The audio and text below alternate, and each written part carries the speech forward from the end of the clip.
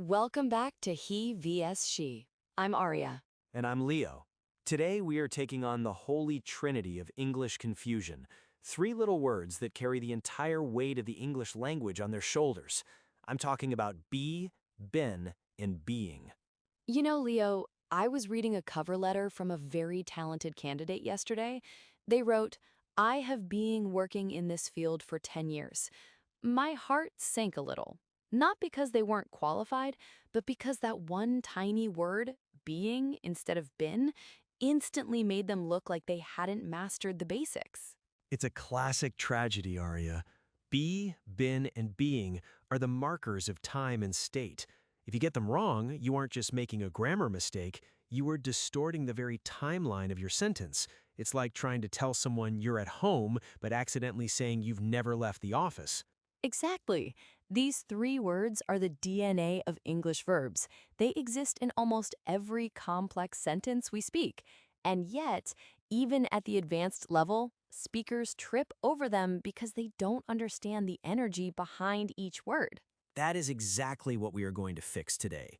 We are going to stop treating them like scary grammar rules and start seeing them as tools for precision. This is the deep dive into the existence of to be.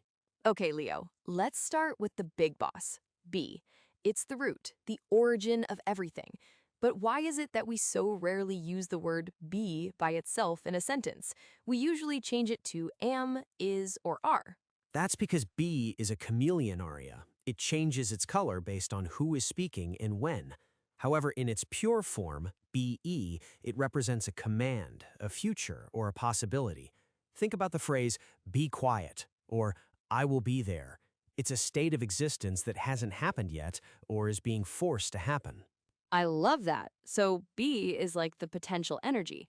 But then we have been, B-E-E-N. To me, been always feels like a heavy word. It carries a lot of history. That's a very poetic and accurate way to look at it. Been is the past participle. Seriously, it requires a companion, usually have or has. When you use been, you are talking about an experience or a duration that started in the past and has some connection to right now. I have been to Paris. It has been a long day. Right, it's like a bridge from the past to the present. But then we hit the wall with being, B-E-I-N-G. This is where the candidate in my story failed.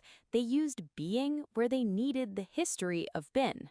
Being is the active, living form. It's the ing form. It represents something happening right now or a reason for something. I am being serious, or being late is not an option. It's a continuous state of existence. So if I say I have been being nice, am I just being crazy, Leo? Actually, Arya, believe it or not, that is grammatically correct, though it's a bit of a mouthful. It's the present perfect continuous passive. It means that in the past, up until now, someone has treated you a certain way. But for most people, that's where the confusion starts. They lose the thread of the timeline. And that's why we're here, to untangle that thread.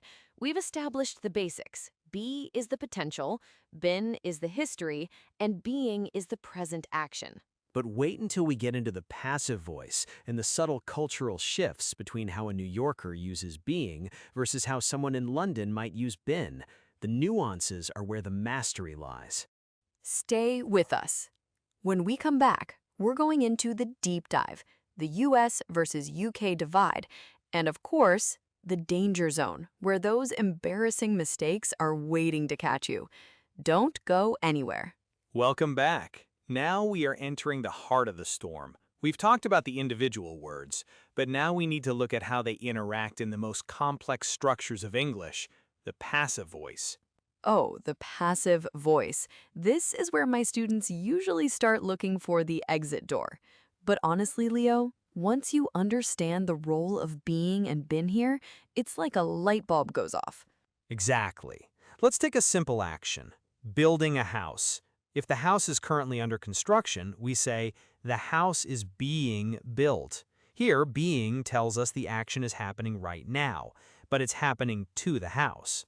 And if the workers finished the job yesterday, we say the house has been built. Notice the shift? Been tells us the history is complete. It's a finished state. Spot on. But here is the advanced nuance. What if I say the house had been being built for years before it was finished? That is the past perfect continuous passive. It's rare, it's heavy, but it is the ultimate test of an advanced speaker. It shows a long-term process in the past that was interrupted.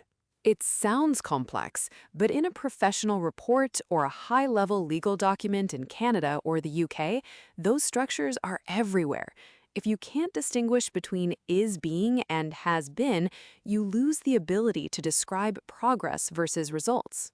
Precisely. Think of being as a video. It's moving, it's live. Think of been as a photograph. It's captured, it's done.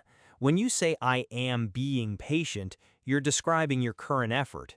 When you say I have been patient, you are describing your track record. Now, Leo, let's talk about how these words sound across the Atlantic, because even the way we pronounce been can tell someone which side of the ocean we're from. That is so true. In the United States and most of Canada, been is almost always pronounced like bin, B-I-N. I've been busy. It's short, it's clipped. But in the UK, especially in received pronunciation, you'll often hear it pronounced like the vegetable, the bean, B-E-A-N. I have been waiting. It's more elongated, more formal. And then there's the usage of the present perfect itself. In London, a colleague might say, I've been to the bank. They use the perfect tense because the effect of going to the bank is still relevant. Interesting. Whereas in New York, we might just skip the been entirely and say, I just went to the bank. Americans often prefer the simple past, even when the British would insist on the present perfect. But if an American does use been, they are trying to emphasize the experience of it. Also, in Canadian English, which sits somewhere in the middle, you'll hear a very clear distinction when using being as a cause. Being as it's raining, we should stay in. This use of being as a synonym for since or because is quite common in certain North American dialects, but it's often seen as informal. All right, it's time to enter the danger zone. Leo, I see people making a mistake with being that actually makes them sound quite rude without meaning to. Oh, I know exactly what you mean. It's the difference between you are rude and you are being rude. Yes, if I say, Leo, you are rude, I'm attacking your character. I'm saying it's a permanent part of who you are.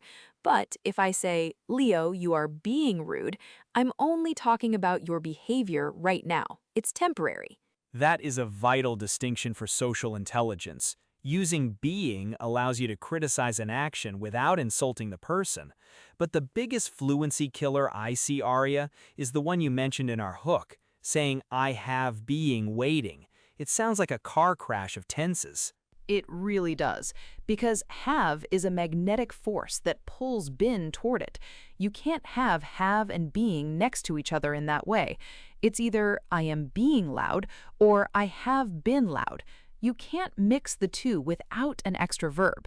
Another trap is the passive versus active confusion. I've heard people say, the cake is been eaten.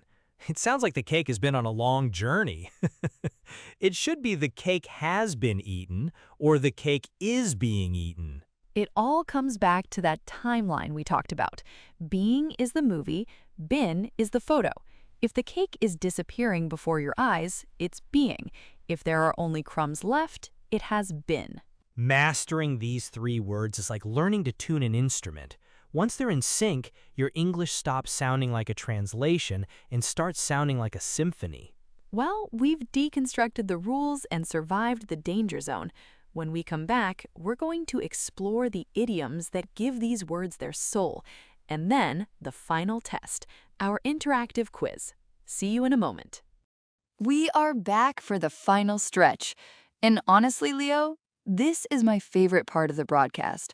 We are moving away from the dry grammar rules and into the soul of the language, the idioms. It's where the magic happens, Aria. When be, been, and being stop being just verbs and start representing deep human concepts. Let's look at a phrase every professional needs to know. The powers that be. Oh, that's a classic. It sounds so mysterious, doesn't it? I used it just yesterday in a meeting. I said, well, I'd love to change the budget, but it's up to the powers that be. It basically means the people in charge, the authorities who currently exist in power. Exactly. And notice we use be there, not are or is. It's a fixed ancient structure that has survived because it sounds so authoritative. Then we have the ultimate traveler's phrase, been there, done that. I love the attitude in that one. It's so dismissive but confident. When you say, I've been there, you aren't just talking about a location. You're saying, I have experienced that situation. I know the history, and I've moved past it. The been there represents a completed life chapter. Beautifully put. And then, for my favorite being idiom, for the time being. This is crucial for business negotiations. It means something is happening right now. It is active, but it is temporary. We will use this software for the time being until the new version is ready. It's like a placeholder in time. It shows that the being or the existence of the situation has an expiration date. It's much more sophisticated than just saying for now. Before the quiz, Aria, we have to address the future. This is where advanced learners often get paralyzed. What is the difference between saying, I will be working, and I will have been working? Oh, that is a deep one. I will be working is a simple snapshot of the future. At 5 p.m. tomorrow, if you call me, that is what I'll be doing. It's a live movie of the future. Correct, but I will have been working is looking back from the future. If I say, by December, I will have been working here for 10 years, I am standing in December and looking back at the history I've created. It's the been acting as a bridge again, but this time it's a bridge in the future. Impressive. That is such a high-level concept. It's like being a time traveler in your own sentences. If you can use will have been correctly in an interview, you've already won the job. Okay, everyone, it's time to put your ears to the test. We have 7 very tricky questions. I'll give you the sentence with a blank, then we will give you a moment to think, and Leo will explain the logic. Let's do this. Think about the timeline. Is it a route, a history, or a live action? Question 1. I can't talk right now. I blank interviewed for a new job.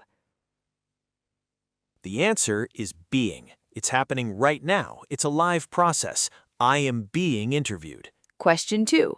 By the time you arrive, the food will have blank cooked. It's been. We're looking at a completed state in the future. The history of the cooking will be over. Question 3. Stop blank so loud the baby is sleeping. The answer is being. You are talking about someone's temporary behavior in this exact moment. Question 4. I have blank to London 3 times this year. It has to be been. It's your track record, your life history up until now. Question 5. He asked me to blank quiet during the presentation. The answer is be. It's the root form following the infinitive to. It's a command or a requirement. Question 6. The road is currently blank repaired. It's being. Passive voice in the present continuous. The action is live. Question 7. This is the hardest one. I would have blank happier if you had told me earlier. The answer is been. Third conditional. You are talking about a hypothetical history that didn't happen. Leo, I think we've officially demystified the Trinity from the simple be to the complex had been being. How do you want to leave our listeners today? I want them to remember that grammar isn't a cage, it's a map. When you use be, been, and being correctly, you are giving your listener a clear map of time. You are telling them exactly where you stand. Well said. Thank you for being with us on this deep dive. I'm Aria. And I'm Leo. This is he versus she. One language, 2 perspectives, total mastery. See you tomorrow.